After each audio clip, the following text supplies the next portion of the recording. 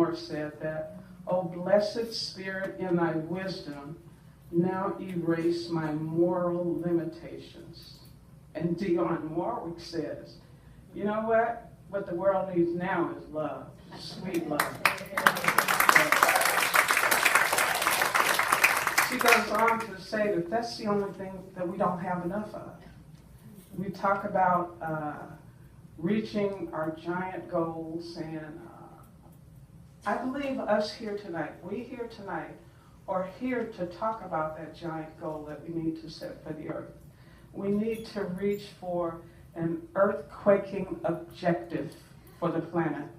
We need to grow love, sweet love, lasting love, real love, spiritual love, self-love.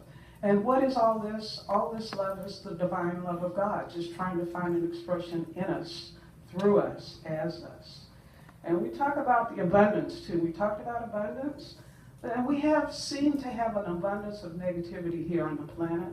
We have an abundance of tools of mass destruction. We have universal weapons of violence. We have been globally practicing prejudice and treating people differently. And it would seem that we've lost the concept of what divine love is. As a world culture, it seems that we haven't embodied that energy that builds up love within us. We haven't set our warehouses to store love. We've been storing other things besides love. Our cities haven't attempted to outsource huge orders of love to China. Have they? You haven't heard about that. Our local communities have forgotten that love matters, even though we hear across the country, white lives matter, black lives matter. The bottom line is that love matters. It doesn't matter what color you are. It doesn't matter how many flavors you have. It doesn't matter whether or not you're following the latest style. It matters if you have love in your heart. And that's what we should be remembering, not disremembering. We have to remember that love comes in all colors, all races, all creeds, all sexes, all preferences, all orientations. So much so that the Supreme Court has decided that it needs to set up a couple laws to remind us, you know what? Love comes in all flavors, so we just need to embody that. It's much more than what presents itself to our senses. John Lennon says, just imagine. If you can imagine us living in peace and love and joy. Maybe I'm a dreamer, but I'm looking out here tonight. I'm not the only one. I see you here too, are here to talk about the giant goal for the planet. So let us set our intentions to pray for peace, to focus on love, and know that if you remain in alignment with Spirit, and that's what we've all talked about tonight, if we remain in alignment with Spirit, the universal energy of life flows through you. You have to open up and allow it. It's just waiting. You got to call on it. It's there. We're living in it. We're breathing it. But we got to do something about it.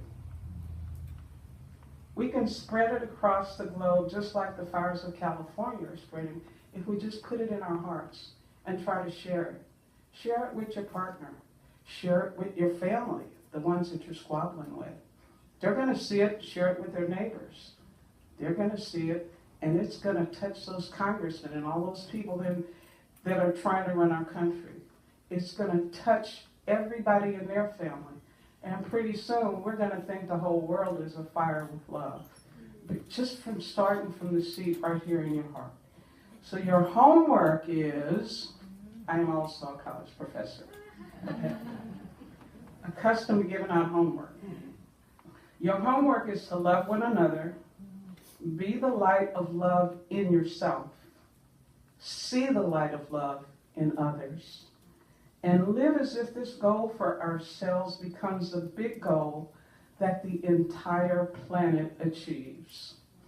And if you take a moment, and we can continue with the words of Charles Fillmore, he said, "From thy pure substance of love, bring into manifestation my world according to thy perfect law." Now take these words as your own, because these are words from a prayer that's done on the practitioner list served once a month. Find that quiet space and realize there's one presence, one intelligence, one substance that is omnipotent, everywhere present. It's the principle that we all know to be God. Some call it Buddha, some call it Yahweh, others call it Krishnamurti, whatever. It's the energy of God. It's a principle that is unchangeable truth, and it's formed individually in consciousness in each of us. It outpictures as the world we create. It's our mind, it's our lives, it's our loves. And because what plays out in countries across the planet and what outpictures in cities on the continent is limitation and weakness, we don't want to focus on that. There can't be any reality in this emergence and resurgence of shadows and darkness. And my mother always said they come up so they can go away. And that's what we're seeing now on the planet.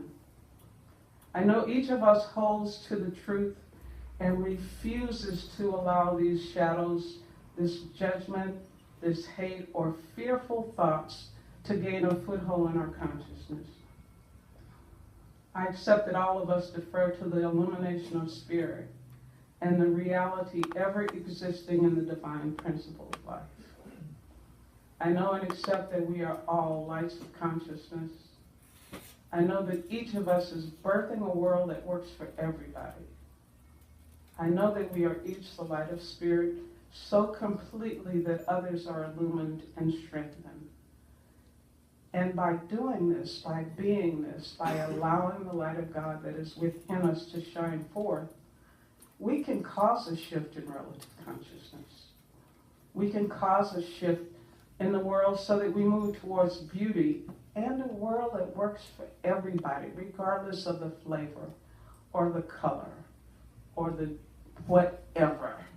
We're all sentient beings here, and we're all here for a purpose. And that purpose is to be the love of God more completely, that everything else doesn't have a molecule of air to live on. I allow these thoughts to demonstrate as you guys accept them and let them grow in your hearts. And I know it's done right here and now, because we've said it and I'm sticking to my word. So it is.